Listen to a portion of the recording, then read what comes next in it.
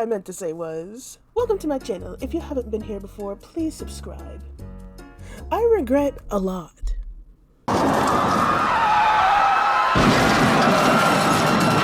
But not nearly as much as I regret my unfortunate anime upbringing.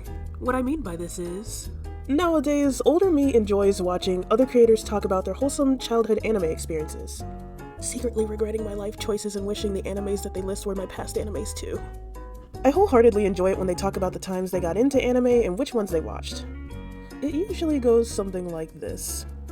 Hey, what were your favorite animes as a kid? Oh man, I'm so nostalgic for Sailor Moon, Tokyo Mew Mew, old Dragon Ball, Fruits Basket, Pokemon. Oh damn, those were the classics. I know, right? Vibe, relate, vibe. But little old me did not have the same experiences. I cannot stress that enough. My time discovering anime as a kid was nothing short of a mess. I actually got into Vocaloid first thanks to 2011 YouTube algorithm, yay! That's kinda how I segued into the whole fandom. And when me and my siblings were younger, my stepdad had almost all of Dragon Ball Z Kai on DVD.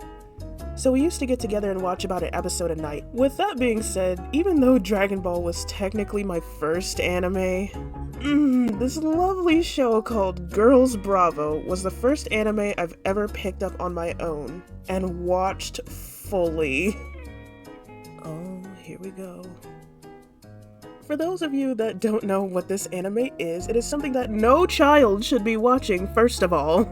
And I probably shouldn't have even said the title of it on YouTube because I know you dirty little f***. I'm gonna go look it up anyway. Basically, Girls Bravo is a harem ecchi anime that I found on Netflix of all places. Bro, can we just get a moment of silence for how absolutely sexual and explicit Netflix's content used to be? And back then, they didn't have any kids profiles either. We were just on that shit, dude. Even though Netflix was very underdeveloped compared to what it is now, its algorithm still somehow knew that I liked anime. So it would suggest to me the anime section. But bro, this is what the anime section looked like at the time. Oh my god, bro. Oh, hell no, man. What the man? Get your ass on, man. For those of you that don't know, every single one of those titles That I've censored. that you just saw were extremely sexual, nudie, explicit, not safe for work, don't ban me on YouTube, whatever you want to call it. Just fan service, that's all anime was apparently. That's what the entire anime section was made of, no joke. This was like 2010? Damn, no wonder boomers think anime is just... But anyway... Girls Bravo is an ecchi harem anime that first aired in July 2004, not sure when the dub version came out. The show follows our super totally interesting protagonist named Yukinari. The plot...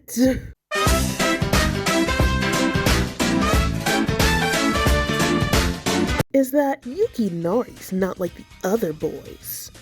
I'll just let him explain. Oh, and I'm gonna speed it up because this scene is like 8 frickin' minutes for no reason. My name is Yukinari Sasaki. I know I look pretty young, but I'm a sophomore at Mizuno High School. I was born on March 31st, so I'm an Aries, type A blood. My main hobby is fishing, no special skills, and yeah, I'm short. But aside from my baby face, I figured I'd look like any other boy down the street, or so I thought. But since I'm so short, girls have bullied me ever since I was little. Well, littler. Over time, I developed such a strong fear of girls that I'd break out into a rash whenever one came near.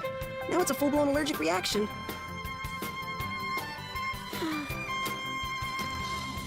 With all the teasing I get from the girls at school, home's the only place I get any peace. My mom moved away with my dad when he got transferred. Now it's just me.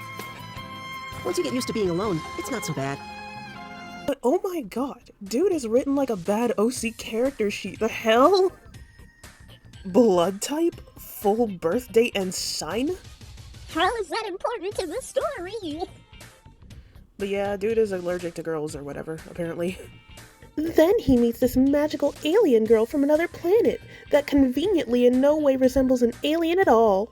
Her name is Miharu, and she obviously isn't the love interest. And get this, are you ready? The planet she's from, you're never gonna believe this, is populated almost entirely by women. Oh, and it's called Seiren, by the way, if that mattered to anyone. So Yukinari is living his little sad boy life in this giant house, apparently, and wait a minute, how is he paying the rent if all he does is go to school and be allergic to girls all day? I don't know, dear YouTube viewer, I don't know. But don't worry, it makes even less sense the more we get into it. So, the way these two cross paths is that the portal openings between her planet and Earth are very specifically located in both of their bathtubs? What? In the form of the water inside of the bathtubs. Okay, let me explain. 6.5 hours later. She has 3 dots on her head, right? And when she gets in the bathtub and she's really, really happy, they start to glow. And she's able to see Yukinari's reflection through her tub. And then the portal is created, and whoever's in the bathtub at that specific time falls through, I guess, to whichever location is convenient to the story. Like, for example, the first episode, the portal glows, it unlocks, and it sucks up Yukinari to her planet, even though she was also in the bathtub, so it's like, why didn't she fall to Earth? Oh, God, it's so overcomplicated, yet so simple. This anime's poor writing reminds me of when somebody cooks something, but they f so bad that half of it's burnt and half of it's frozen. And it's like, how? How did you do this? How did you accomplish this? So yeah, that's basically the plot. I probably don't have to go into any more detail because, you know, harem, blah blah blah. I think the core reasons why I regret this anime as my first anime, as if the reasons weren't very obvious, is because, first of all, I got robbed. My childhood was robbed from right up under me! And the sheer fact that I didn't find out about any of these other cool animes that had come out around the same time, if not earlier, until I got older, really burns me to my core. And you're probably wondering, well, what's stopping you from just watching them all now? And what I say to that is, it's not the same. It's just not the same. A few months ago, before even the idea or production of this video, I tried watching Cardcaptor Sakura because it is currently on Netflix, unless they've taken it off. And I was in it for like, maybe the first couple episodes. But I just couldn't continue. Like, it was one of those many animes where I'd watch it and I would tell myself this is something I would have really loved when I was younger. It just simply doesn't hit the same, sadly. I did the same thing with Sailor Moon on Hulu, the original. I actually got pretty far in that one, but still, just like Cardcaptor Sakura, I could not sit through it for more than maybe 5 episodes.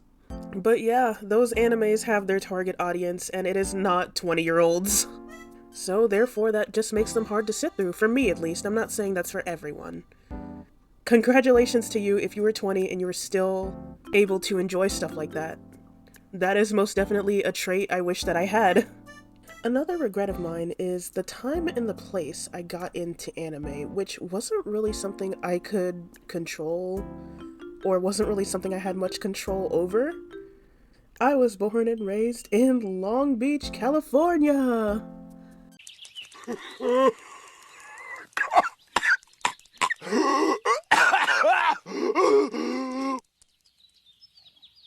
What kind of place is this? Where the motto is, when you don't live the lifestyle that everyone else wants you to, you are considered a weirdo outcast. Long story short, if you don't like or have what's popular, then you are considered an outlandish alien monster. Literally. You would think in a place where everyone is crying out to be different because there are just so many freaking people to blend in with, that weird, different, unique behavior would be accepted, but apparently not. But with that being said, little old me was bullied a ton. Yeah, I was considered an outcast where I was because I was the only kid that openly and unapologetically liked anime, despite how much they tried to crush me for it. But yeah, this was the reason why there were no other anime lovers, for lack of better words. That was actually a huge problem throughout my life, was not meeting any other kids that were just into anime. It just seemed like I was always in the wrong place at the wrong time. A huge regret of mine is growing up completely and not once being in an anime club. Bro, I get so jealous and upset when people talk about the anime clubs that they're either currently in or were in. And my big grown-up ass never even got to be in one. How could I let this happen? I would have loved that for my childhood, to have other kids that I could confide in and share other animes with, see which ones they're watching, talk about them, draw them. Even though that's not even something hard to accomplish, that has been a dream of mine. I wanted to be in an anime club so bad.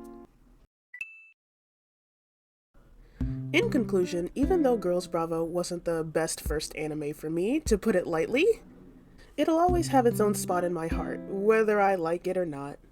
Besides, you never forget your first waifu, no matter who she is. Hush, hush, hush, blush, blush, blush. You are now my big fat crush. But yeah, with that being said, despite it not being the best anime, it was actually there for me during a pretty dark time in my life. Like I've said before, I was mercilessly bullied.